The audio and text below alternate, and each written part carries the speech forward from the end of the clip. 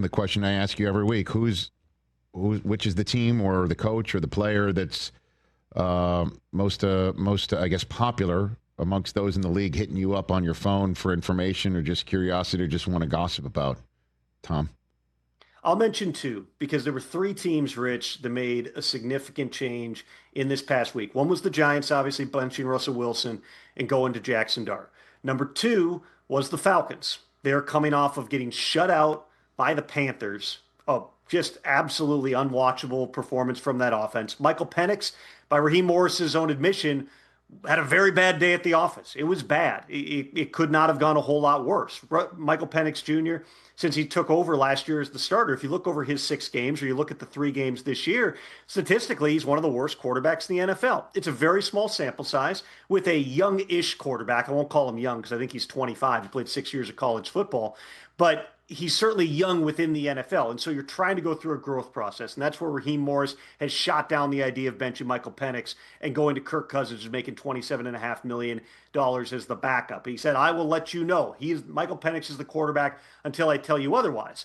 Well, at what point might he tell us otherwise? They fire their wide receivers coach, Ike Hilliard. They move Zach Robinson from the booth down to the sideline. They have TJ Yates take over coaching the wide receivers. Those are substantial types of moves to try to get this offense going. It's not, I won't say it's a panic move, but it's certainly establishing, hey, this isn't going well. But they're not putting the blame right now on Michael Penix Jr. If after these changes, things don't get better, and 2-3 weeks from now, the offense is still struggling, the pressure is going to ramp up. And so I've gotten plenty of people asking what exactly is happening right now in Atlanta.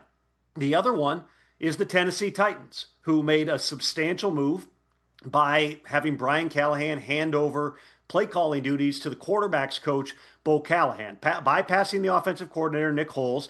That's a product of a couple of things. You know, it's in part because Bo Callahan, that's a good one though. Bo Hardegree has called plays before with the Raiders as the interim head coach, but also interim offensive coordinator, but also because he's around Cam Ward on a daily basis. Those two have a natural rapport. This allows Brian Callahan now to try to zoom out, take a broader picture of the entire team, the defense, the special teams. When things happen on Sundays, Rich, like taking a delay of game before a field goal, that reflects on many people, but specifically on the head coach. So this is Callahan saying, I'm going to try to take a more global view of this team. There's plenty of times where people give up play calling, and it's a prelude to not a pretty ending. There's other times, like when Nick Sirianni gave up in Philadelphia, that end up being a turning point because you focus on building culture and you focus on coaching the whole team as opposed to having your head down and calling plays in the offense. Brian Callahan is plenty smart for the job. There's a reason that they hired him as the head coach like 20 months ago. He has not been there that long.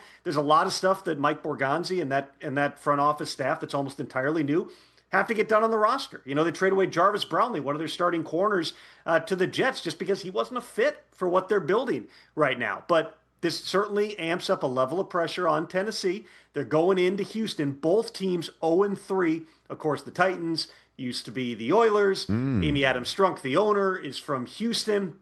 There's a lot of dynamics here in terms of let's watch and see how both these teams do on Sunday, because one of those teams, Rich, is falling to 0-4, and that is not going to be a fun building to wake up to on Monday morning. Tom, thanks for the time. Greatly appreciate it. As for Bo Callahan, you should look into why people didn't go to his birthday party. That's a red Brian flag. Callahan and Bo Hardegree. And I combined them completely that makes off sense. the cuff. It makes sense. And look into Vontae Mack because somebody's going to take him no matter what. There, ladies and gentlemen, that's Tom Pelissero right here on the Rich Eisen Show. Good to see you, Tommy P.